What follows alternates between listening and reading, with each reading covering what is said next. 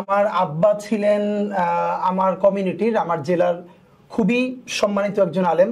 আচ্ছা, আমাদের ভালো লাগার যেটা হলো, আমরা সবসময় বলি যে আমার নামটা একটু শুনবো। আমার আব্বা হচ্ছে শরীফ মাওলানা আব্দুল হাদি, আমার পুরো উপজেলা হাদি হুজুর বললেই সবাই চেনে।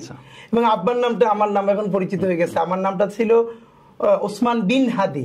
আচ্ছা, তো এই যে সবাই এখন হাদি বলেই আমাকে চেনে, মেনলি হাদি আমার আব্বার নাম। তো এটা আমার জন্য খুব আনন্দেরও। এই জন্য এমনি দেখবেন যে আমার যারা আগে চেনে, আমার ফ্রেন্ডরা ওসমান নামে ডাকে, আর শেষে এখন লাস্ট নেম হিসাবে সবাই হাদি ডাকে।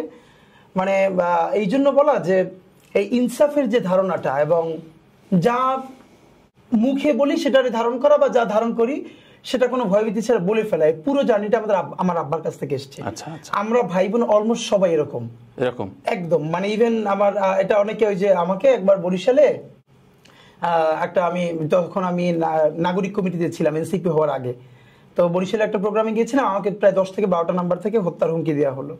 আমার পরিবারের সব মেয়েরা কিন্তু একদমই নিকাব করে, হিজাব করে, আবার প্যারালালি তারা ইউনিভার্সিটিতেও পড়াশোনা করে।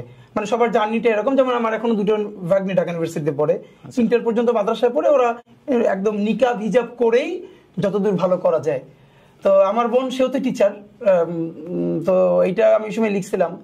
তো আমি যখন আমার উপজেলা থেকে বরিশাল শহরে আসছি প্রোগ্রামে, তো সবাই আমাকে বলছিল প্রোগ্রামে না যায়, এরকম থ্রেট। তো আমি বলেছি না, যাবো। তা আমার বোন একটা বড় বাংলা বাসা থেকে নিয়ে ব্যাগের মধ্যে সে আমাকে নিয়ে বরিশাল চলে আসছে। ও মাই গড, হ্যাঁ, পুরো বোরকা পরা, হিজাব। মানে আমাদের যেটা ভালো লাগা, ধরেন বোরকা, হিজাব, নিকাব, এইগুলো কোনোদিন মানুষের কোয়ালিটিকে, স্কিলকে দমাই রাখতে পারে, এটা আমাদের দিন মনে হয়।